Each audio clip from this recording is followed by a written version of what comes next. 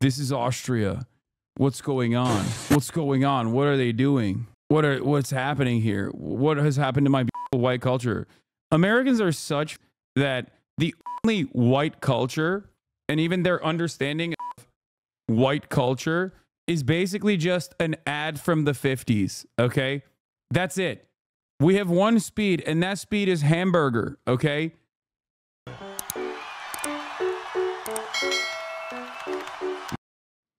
Are you going to cover the shit show in European elections, Georgia and Romania?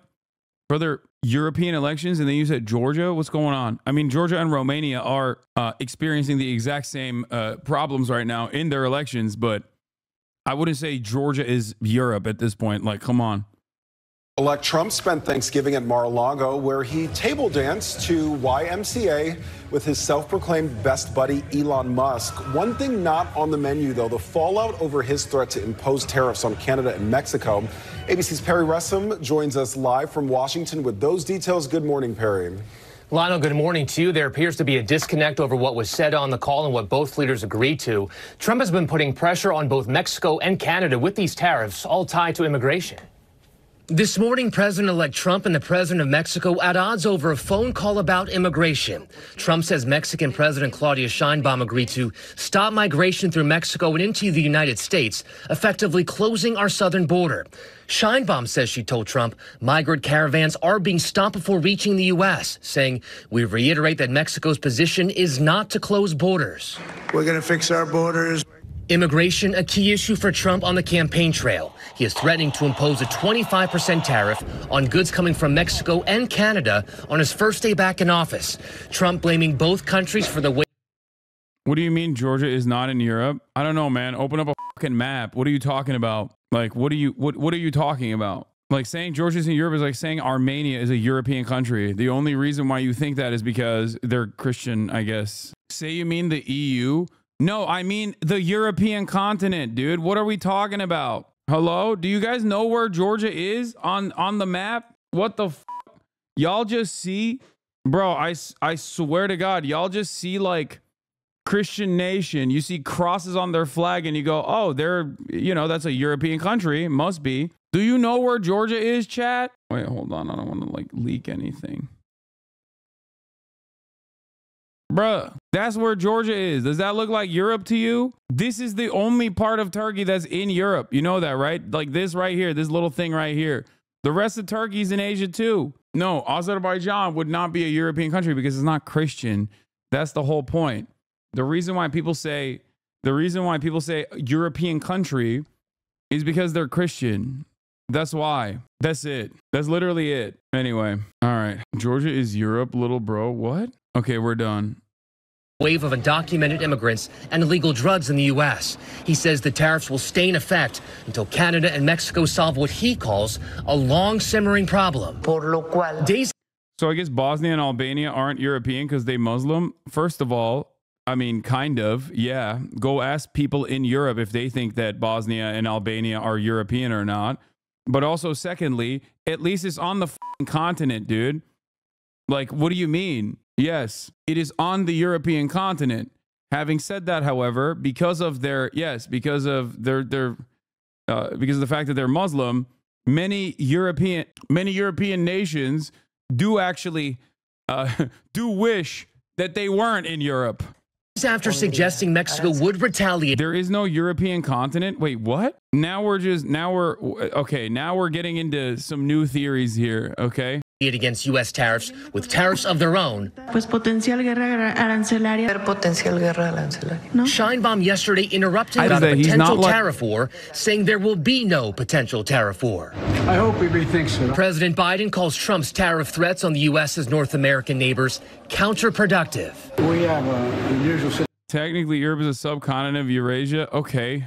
Situation in America. We're surrounded by the Pacific Ocean, the Atlantic Ocean, and two allies, Mexico and Canada. And the last thing we need to do is begin to screw up those relationships. Sheinbaum says there will be more conversations before Trump takes office. As for Canada, a government official this week says they are starting to think about tariffs they can impose on the U.S. No final decision has been made. Now to President Biden weighing in on President-elect Trump's threat to impose stiff tariffs on Canada and Mexico. Wow, Biden's got strong words for Donald Trump. He said the tariffs are counterproductive. Anyway, EU still wants Georgia to join, just as Cyprus did, while Albania, Turkey, and Bosnia aren't. EU is basically the Holy Roman Empire at this point. Yeah, it's just okay, we're done. We got to continue. Reminder about the giveaway. Let us know when you want to do it. Yeah, just do it. Just do it periodically. Jank Fallout, y'all good? Yes, of course we're good. Do it. If you type !enter for the chance to win a prize. Max 1 entry per user. Winner will be selected in 1 minute. Enter now. Biden called it counterproductive, while Trump insists the move is critical to his border plan. Jay O'Brien is at Mar-a-Lago with the latest. Jay, good morning. Yeah, Whit, good morning. President Biden pushing President-elect Trump to change his mind about that key campaign promise, a rare move just months before Donald Trump returns to the White House. President-elect Donald Trump spending his Thanksgiving at Mar-a-Lago with close confidant Elon Musk. The two seen here in this video dancing along to the YMCA with Melania and Barron both at the dinner table. It comes as President Biden has strong words for Trump, calling on him to rethink his threatened sweeping tariffs on goods from Mexico and Canada, calling them counterproductive. We're surrounded by the Pacific Ocean, the Atlantic Ocean, and two allies, Mexico and Canada. And the last thing we need to do is begin to screw up those relationships. The rare critique, a lame duck president criticizing his successor just months out from Inauguration Day, coming on Thanksgiving, where Biden also told reporters he was thankful for a peaceful transition of power. Tariff threats, a central theme of Trump's campaign. Trump recently promising on day one of his new administration he will enact sweeping 25% across-the-board tariffs on imports from Mexico and Canada until both countries stop what Trump claims is a flow of drugs and illegal migrants.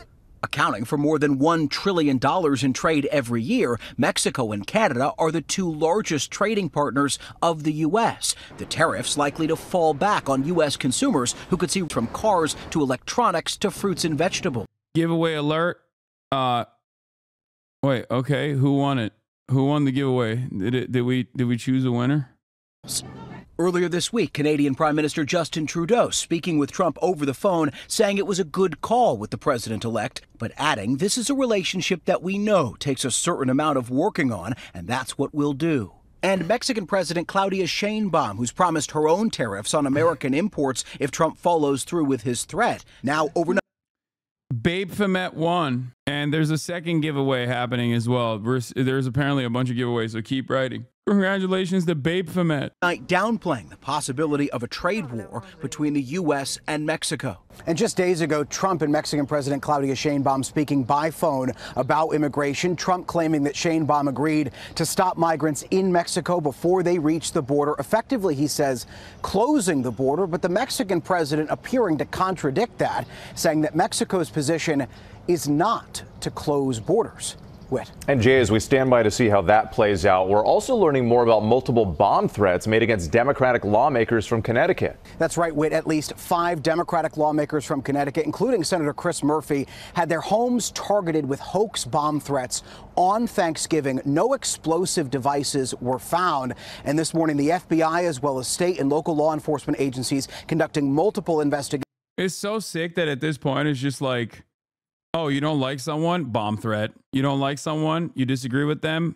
Time's up. And the winner is Untouched Galaxy. Congratulations. Go to ideology.shop/pages/redeem to claim your prize, Untouched Galaxy. Yeah, at this point, Republicans have one fucking speed. Like, or it's just American political discourse is basically turned into like, who's going to do more bomb threats over the other? Okay.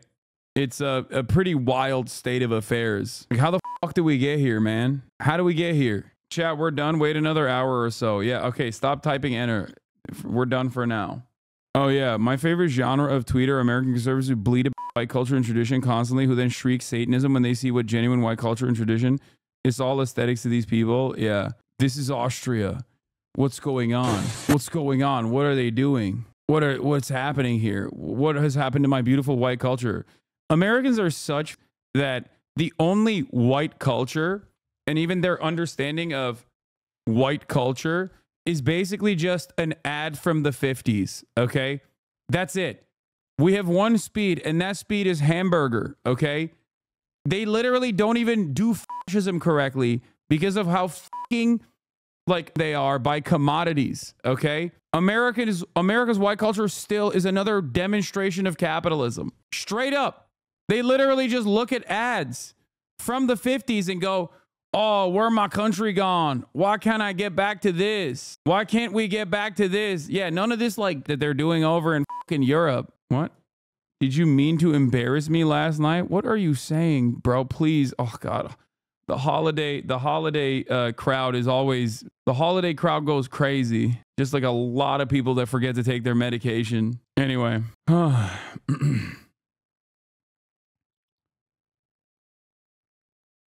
Everyone's drunk.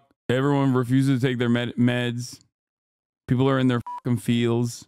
Investigations into those threats and others made against several of Donald Trump's cabinet picks this week. Whit. All right, Jay O'Brien for us. Thank you.